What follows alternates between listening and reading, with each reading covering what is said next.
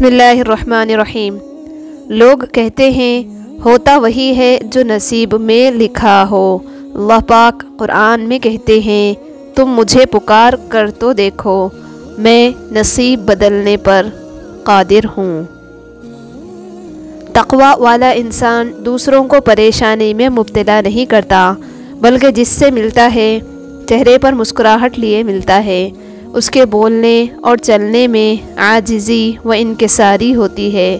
وہ خود بھی خوش رہتا ہے اور دوسروں کی خوشیوں میں شریک ہونا جانتا ہے۔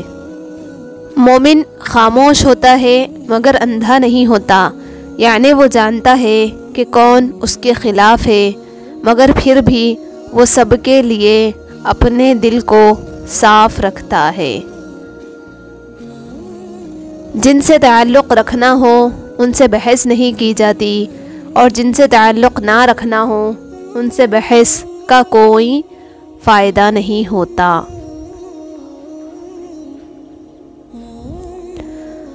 عمر میں بڑا ہونے سے کچھ نہیں ہوتا، بڑے آپ تب ہوتے ہیں جب آپ دوسروں کو برداشت کرنا اور سہنا سیکھ جاتے ہیں۔ عبادت کے لیے فرصت کی نہیں، توفیق کی ضرورت ہوتی ہے۔ میرے نزدیک زندگی کی مصیبتیں کم کرنے کا بہترین طریقہ یہ ہے کہ اپنے آپ کو مصروف کر لیا جائے۔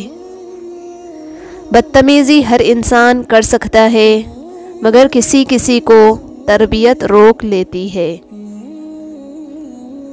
درود پاک پڑھا کرو، زندگی پریشانیوں، مصیبتوں اور مشکلات سے پاک ہو جائے گی۔ خاموشی سب سے زیادہ آسان کام اور بہت زیادہ نفع بخش عادت ہے۔ لوگوں کی باتوں پر دھیان دینا چھوڑ دیں، عزت اور رزق اللہ دیتا ہے، لوگ نہیں۔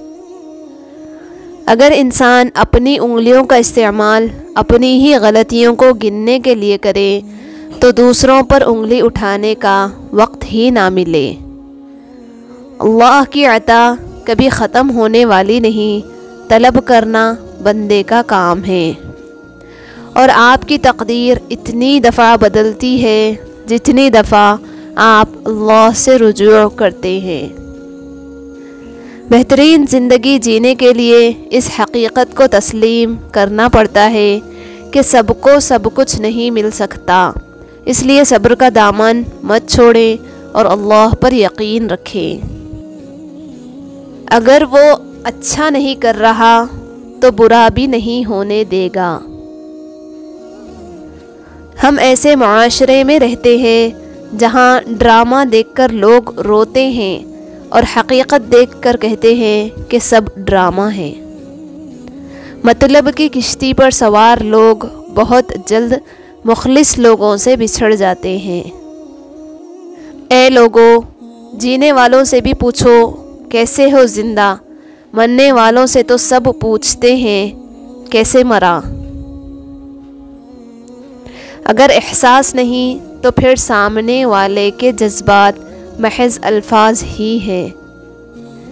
جذبات کو قسطوں میں تقسیم کریں، کیونکہ جب آپ کثرت سے نچھاور کرتے ہیں تو لوگ اکتا جاتے ہیں۔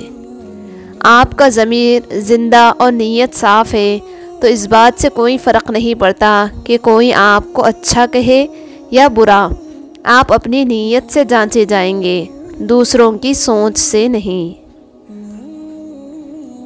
گھڑی کی طرف مت دیکھو، بلکہ وہ کرو جو گھڑی کی سوئیاں کرتی ہے۔ خاموشی سے اپنی دھن میں بس چلتے رہو۔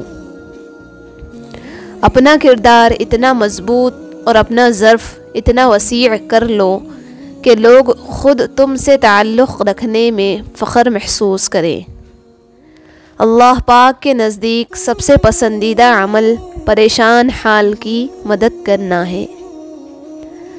دل اسی سے لگاؤ جس نے دل بنایا ہے۔